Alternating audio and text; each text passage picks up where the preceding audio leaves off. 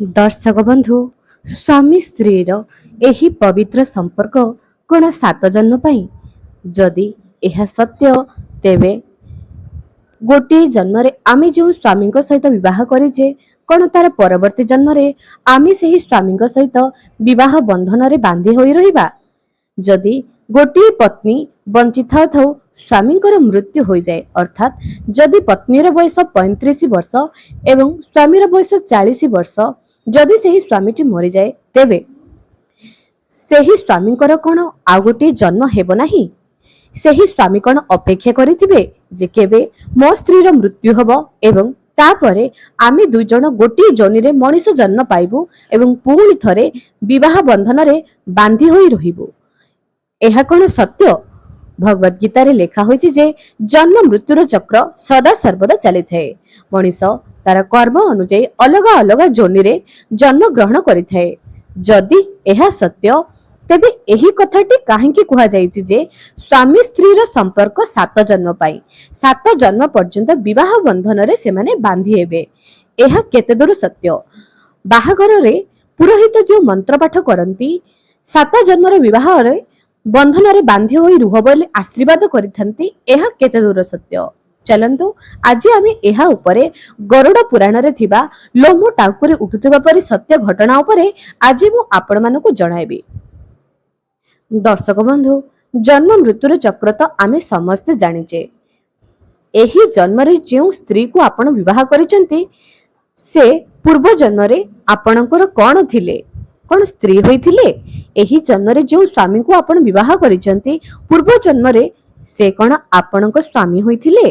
दर्शक बंधु जदि यह सत्य तेबे वर्तमान आपणकर केउ जन्म? कौन 7 जन्म आपण विवाह बंधन रे बांधी होई सारिलेनी? केबे निजको एही प्रश्न पचारिचंती? दर्शक बंधु जते बेले गोटी स्त्री बंची थाउ थाउ स्वामीर मृत्यु हो जाए स्त्रीटी भांगी पड़े। यह भी सत्य घटना कारण स्त्री भांगी पड़िबा निहाती एक सत्यता अटे। स्वामी छड़ा स्त्रीर एही दुनिया रे आउ किए बा अछि? स्वामी बिना चारिआडे अंधार लागि जाए। जेउ स्त्रीर स्वामी अल्प बयस रे मृत्युवरण करिथाए बा स्वामी आग मरि जाय थाए किंबा स्वामी थाउ तो स्त्री आग मरि जाय थाए से बहुत अलड़ा होई थाए। ताकू केही भी पचारि न थांती तार सुख दुख तार भल मंद एमिति कि गोटे सार्ट रो बटन भी जदि छिड़ी जिवो ताकू सिलाइबा पई केही न थाए। जदि गोटे स्त्रीर देह भी खराब थाए तापे मेडिसिन आनिबा पई केही भी न थाए। से एकाकी कांदुथिबो किंतु तार लुह पुछिबा पई केही भी घर परिवार आसी न थाए। एमिति कि आमर ओडिया समाज रे देखिबाकू मिलुची जे आमर एही भारतीय समाज रे एमिति भी बहुत प्रथा अछि। जदि स्वामीटी मरि जाए सेही स्त्री को अलगा करी रखा जाए बाछंद करा जाए गोटे वर्ष पर्यंत सबु जिनसरु ता प्रति बहुत अन्याय करा जाए कारण तार स्वामी मरि जाइछि। जदि स्वामीटी बंची थाउ थाउ स्त्री मरि जीवो ताकू तुरंत विवाह करा जाए कारण तार छुआ पिला को के रक्षा करिवो। किंतु जदि स्वामीटी बंची थाउ तो स्वामी मरि जीवा परे स्त्री बंची थिबो से एकुटिया तार बाकी जीवन सेमती छुआ मानक मुह को चाहि करी कटाई देबो एवं जार छुआ न थाए थरे चिंता करंतु तो तार जीवन केते कष्टदायक केते दुखदायक हेउथिबो। स्वामीर विच्छेद रे एवं बिना संतान प्राप्ति रे तार जीवन पूरा एकाकी हे जाउथिबो। ना से मुठाटे खाई पारुथिबो ना सोई पारुथिबो ना काहाकू सार दुख कहि पारुथिबो। दर्शक बंधु एही कथाटी आपण थरे चिंता करंतु। समाज रे एमिति बहुत लोक आपण माने देखिबे जे एही भलिया जीवन अतिबाहित करूछंती। दर्शक बंधु एही जन्म रे आपणकर जो स्वामी किंबा स्त्री पूर्व जन्म रे किए थिले चलंतु प्रथमे एया जानि नबा। प्रथम कथा आपण को स्त्री आपण को बहुत भल पाउची तेबे पूर्व जन्म रे आपण एमिति कोनोसी एक संपर्क जे कि आपणकर आपण ता प्रति बहुत किछि करिचंती से ऋण से रहि जाइछि। से ऋण से सुजीवा पई एही जन्म रे से आपणकर स्त्री होई जन्म होइतिला। जेते बेले तार भल पाइबा तार ऋण आपणक प्रति सुजी गला सेही समय रे तार आयु सरी गला। हां आज्ञा आपण से पूर्व जन्म रे केही जण आपणको आपण काहाको बहुत कष्ट देइचंती बहुत दुख जंत्रणा पीड़ा देइचंती केही भी किंबा कहा प्रति शत्रुता करिचंती जे कि से आपणक प्रति बहुत कष्ट पाइछि ଏହି ଜନ୍ମରେ ସେ ଆପଣଙ୍କର ସ୍ୱାମୀ କିମ୍ବା ସ୍ତ୍ରୀ ହୋଇ ତାର ରାଗ ତାର ପ୍ରତିଶୋଧ ଏହି ଜନ୍ମରେ ନେବ। ଆପଣ ଦେଖୁଥିବେ ଏମିତି ବହୁତ ସ୍ୱାମୀ ସ୍ତ୍ରୀ ଅଛନ୍ତି ଯାହା ଭିତରେ ପ୍ରେମ ସମ୍ପର୍କ ବହୁତ ନିବିଡ଼ ଏବଂ ଆଉ କିଛି ସ୍ୱାମୀ ସ୍ତ୍ରୀ ଅଛନ୍ତି ବହୁତ କଳି ଝଗଡ଼ା କରନ୍ତି। ପ୍ରକୃତର ବାସ୍ତବତା ସତ୍ୟ ଏଇଆ ଯେ ଏହି ଜନ୍ମରେ ଯଦି ଆମେ କାହା ପ୍ରତି ବହୁତ ଅନ୍ୟାୟ କରିଦେଇଛେ କିମ୍ବା କାହା ପ୍ରତି ବହୁତ ଭଲ ପାଇବା ଦେଖେଇଛେ ତାର ଋଣ ସୁଝିବା ପାଇଁ ପରବର୍ତ୍ତୀରେ ସେ ଆମର କୌଣସି ନା କୌଣସି ରୂପରେ ଆସିଥାଏ। ଯେମିତିକି ଆପଣଙ୍କର ଝିଅ ଆପଣଙ୍କର ପତ୍ନୀ ରୂପରେ ସିଏ ଆସିଥାଏ, ପୁଣି ଥରେ ଆସିଥାଏ। ଏବେ ଆପଣଙ୍କୁ ଆଉ ଗୋଟିଏ କଥା କହୁଛି, ଆପଣ ଏହି ଜନ୍ମରେ କାହାର ଋଣ ଅଛନ୍ତି। ଯେମିତି ଆମେ କହୁଛେ ଯଦି ଆମର କିଛି ଟଙ୍କା ଚୋରି ହୋଇଯାଏ ଆମେ ଏଇଆ କହିଥାଉ ଯେ ହଉ ଆମେ ବହୁତ ଚେଷ୍ଟା କରିଥାଉ ସେହି ଟଙ୍କା ପାଇବା ପାଇଁ, ଯଦି ନ ପାଉ ମନର ଏଇଆ ଆସିବ ଯେ ଆମେ ପୂର୍ବ ଜନ୍ମରେ ତାର ଋଣ ହୋଇଥିଲେ, ସେଥିପାଇଁ ଏହି ଜନ୍ମରେ ସେ ଋଣ ପରିଶୋଧ କରିବା ପାଇଁ ଆମ ପାଖରୁ ସେହି ଟଙ୍କାକୁ ଚୁପଚାପ ନେଇଗଲା, ଚୋରି କରି ନେଇଗଲା। ଆଜ୍ଞା ଏହା ବହୁତ ସତ୍ୟ ଅଟେ। ହଁ ଆଜ୍ଞା, ଆପଣ କାହାର ଋଣୀ ହୋଇଥିଲେ ତାହା ଏହି ଜନ୍ମରେ ତାହା ସୁଝି ହୋଇଗଲା। ଦେଖୁଥିବେ କିଛି ଲୋକଙ୍କର ସ୍ୱାମୀ ସ୍ତ୍ରୀର ସମ୍ପର୍କ ବହୁତ ନିବିଡ଼ ଥାଏ ଏବଂ ବହୁତ ଜଣଙ୍କର କଳି ଝଗଡ଼ା ଥାଏ। ପୂର୍ବ ଜନ୍ମରେ ଆପଣ ବି କାହାକୁ ବହୁତ ମାନସିକ କଷ୍ଟ ଶାରୀରିକ କଷ୍ଟ ଦେଇଛନ୍ତି, ତାହା ଏହି ଜନ୍ମରେ ଆପଣଙ୍କୁ କୌଣସି ନା କୌଣସି ରୂପରେ ମିଳିବାକୁ ପଡୁଛି। କୌଣସି ନା କୌଣସି ରୂପରେ ସ୍ୱାମୀ ସ୍ତ୍ରୀଙ୍କର ଭଲ ପାଇବା ଅତି ନିବିଡ଼ ଥାଏ ଏବଂ ହଠାତ୍ ସ୍ୱାମୀର ମୃତ୍ୟୁ ହୋଇଯାଏ କିମ୍ବା ସ୍ତ୍ରୀର ମୃତ୍ୟୁ ହୋଇଯାଏ। ଅର୍ଥାତ୍ ଯେତେବେଳେ ଗୋଟିଏ କଳସୀରେ ପାଣି ଭରିଯାଏ ଆଉ କଣ ପାଣି ରହିବ? ସେହିପରି ଯେତେବେଳେ ଆୟୁ ସରିଯାଏ ଆମେ ଜଣଙ୍କର ଋଣ ପରିଶୋଧ କରିଦେଇଥାଉ, ଏହି ଦୁନିଆରୁ ଆମକୁ ବିଦାୟ ନେବାକୁ ପଡିଥାଏ।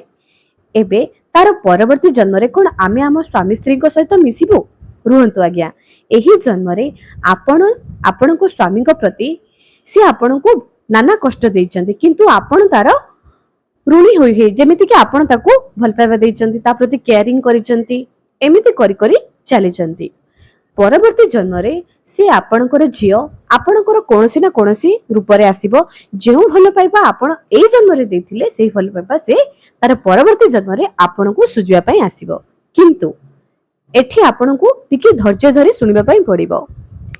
ଆମର ଭଗବତ ଗୀତାରେ ଗରୁଡ଼ ପୁରାଣରେ ବର୍ଣ୍ଣିତ ଅଛି, ମଣିଷ ନିଜ ନିଜର କର୍ମ ଅନୁଯାୟୀ ଅଲଗା ଅଲଗା ଯୋନିରେ ପ୍ରାପ୍ତ ହୋଇଥାଏ। ଏହା ତ ସତ୍ୟ କଥା, ଆମକୁ ପରବର୍ତ୍ତୀ ଜନ୍ମ ମିଳିବ କିନ୍ତୁ କେଉଁ ଯୋନିରେ ଆମେ ଜନ୍ମ ହେବା ଏହା ଆମର ଏହି ଜନ୍ମର କର୍ମ ଉପରେ ନିର୍ଭର କରିଥାଏ।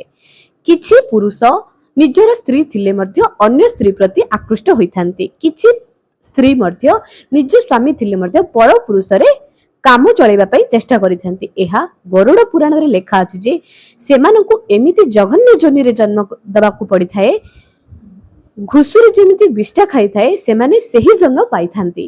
ଏବେ ଦର୍ଶକ ବନ୍ଧୁ, ଯଦି ଆପଣ ଭଲ କର୍ମ କରିଛନ୍ତି ଯମରାଜ ଆମର ଆତ୍ମାରେ ଏୟା ଦେଖିନଥାଏ ଯେ ଆମେ ଆଉ ଗୋଟେ ଜନ୍ମ ପର୍ଯ୍ୟନ୍ତ ଜଗିକି ରହିବା, ଆମ ସ୍ୱାମୀଙ୍କର ଯେବେ ମୃତ୍ୟୁ ହବ ସେ ଆସିବେ ଆମ ସହିତ ପୁଣି ଥରେ ମିଶିକରି ଗୋଟିଏ ଜାଗାରେ ଜନ୍ମ ନେବୁ, ପୁଣି ଆମେ ବିବାହ ବନ୍ଧନରେ ବାନ୍ଧି ହବୁ। ଏହା ନୁହଁ ଆଜ୍ଞା, ଜନ୍ମ ପରେ ପରେ ହିଁ ଆମକୁ କର୍ମ ଅନୁଯାୟୀ ଆମର ଫଳ ପ୍ରାପ୍ତ ହୋଇଯାଇଥାଏ। ଯେମିତି ଯଦି ଆପଣ ଏହି ଜନ୍ମରେ ବହୁତ ଖରାପ କର୍ମ କରିଛନ୍ତି ଆପଣଙ୍କୁ ଆପଣଙ୍କର କର୍ମ ଅନୁଯାୟୀ ଫଳ ପାଇବା ପାଇଁ ପଡିବ।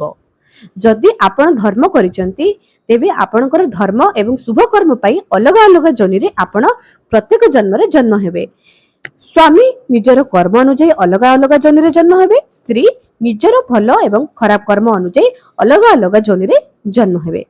ଏବେ ଯେତେବେଳେ ସ୍ୱାମୀ ସ୍ତ୍ରୀଙ୍କ ଭିତରେ କେହି ଜଣେ ମରିଯାଇଥାଏ ଆମେ ବୁଝି ନଥାଉ, ଯେତେବେଳେ ସେ ବଞ୍ଚିଥାଏ ଆମେ କେତେ ଯେ ରାଗ ଅଭିମାନ କରିଥାଉ, ପଡୋଶୀ ଘର ସ୍ତ୍ରୀ କେତେ ସୁନ୍ଦର ଶାଢୀ ପିନ୍ଧିଛି ତୁମେ ମୋ ପାଇଁ କଣ କରିଦେଇଛ, ପଡୋଶୀ ଘର ସ୍ତ୍ରୀ ଏତେ ସୁନ୍ଦର ହାର ପକାଇଛି ତମେ ମୋ ପାଇଁ କଣ କରିଦେଇଛ।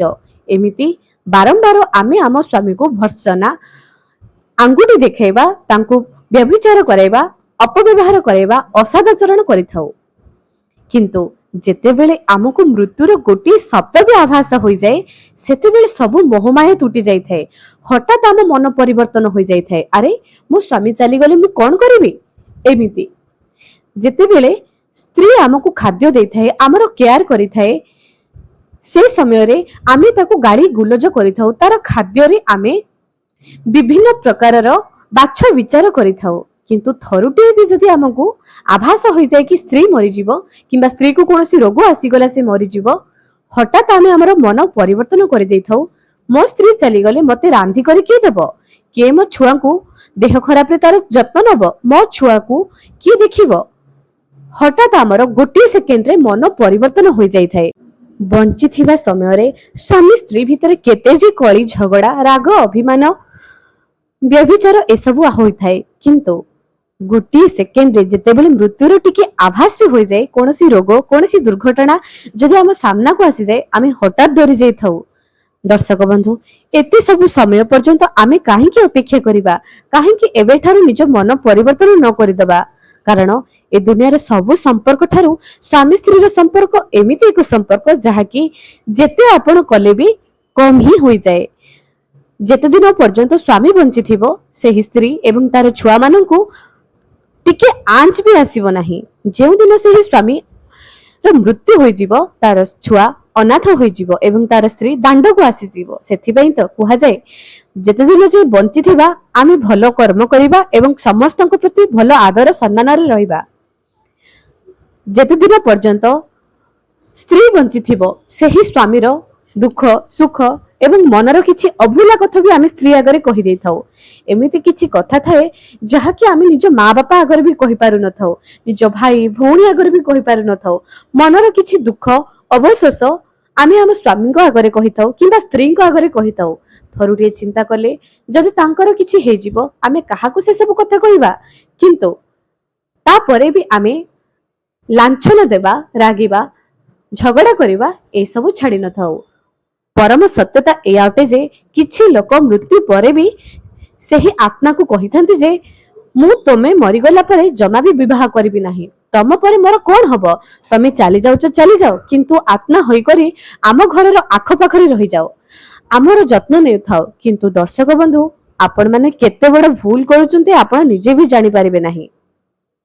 मृत्यु परे आत्मार शरीर आत्मार चिंतन शक्ति एते सक्रिय थाए जे सेही समय से जहा भी चिंता करि थाए ताहा करि करि ही देखै थाए।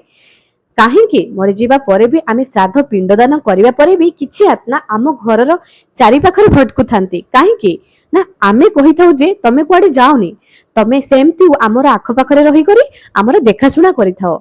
गरुड़ पुराण रे श्रीमद भगवत गीता रे लिखा अछि जे मृत्युर 13 दिन परे आत्मा को गोटे अलगा जनी रे जीवाकू पड़िबो तार भलो एवं खराब कर्म पई ताकू जमराजांक पाखकू जाई करी पुरी थरे नुआ जनी को आसीबा पई पड़िबो एवं तार भलो कर्म रे ताकू केउ लोक को जीवो से भगवान ही चिंता करिवे रो सेथि पई मरि जाईथिबा आत्मा को केबे भी एया कहंतु नै जे आपण तुमी जाओ नाही एई घर चारिपटे रही आमर देखाशुना करिथाओ। एमिति कले करिबा द्वारा कोन होई थाए ना स्वामी स्त्री भितर जो जणे मरि जाइथांती आउ जनकर शरीर धीरे धीरे दुर्बल होई जाए तांकर चेहरा मलिन पड़ी जाए एवं तांको परिवार रे मांगलिक कार्य हेबा बंद होई जाए तांकर उन्नति होई न थाए। जेउ स्त्री मरि जीवा परे भी बा जेउ पुरुष मरि जीवा परे भी निज स्त्री पसी आसक्ति रखी थाए से अलगा जनी को अलगा एक दुनिया को जाई पारि न थाए। बैतरणी नदी पार करने समय बहुत तो कष्ट होई थाए ताकू तेणु मरि जाइथिबा आत्मा जेतेबेले अलगा दुनिया को जाइथे एमिति करंतु नाही। आपन को से तो कथा कहि पारि नाहंती किंतु तांको बहुत कष्ट होई थाए। थरुटिए एही सत्यता को आपण माने अनुभव सेतेबेले करिवे जेतेबेले आपणकर मृत्यु परे आपणक आत्मा आपणको अलगा दुनिया को जीवा पई आपणको परिवार वर्ग देउ नथबो किंतु आपणकर इच्छा थिबो जे आपण अलगा दुनिया को जीवे अर्थात अलगा एक नुआ जनी को जीवे निजर कर्म फल अनुसार अलगा दुनिया को जीवे कारण मृत्यु परे आत्मा आउ सेही मोह मायर पड़िया को चाहि न थाए। 13 दिन पर्यंत से घर आख पाखरे रही थाए एवं 13 दिन परे से अलगा दुनिया को जीवा पई चेष्टा करि थाए। तेणु दर्शक बंधु गरुड़ पुराणर एवं श्रीमद भगवत गीतार एही परम सत्यता को आपण निश्चय बुझी सारी थिबे। आज पई रहूची पुणी देखायबो आगामी एक सुंदर वीडियो।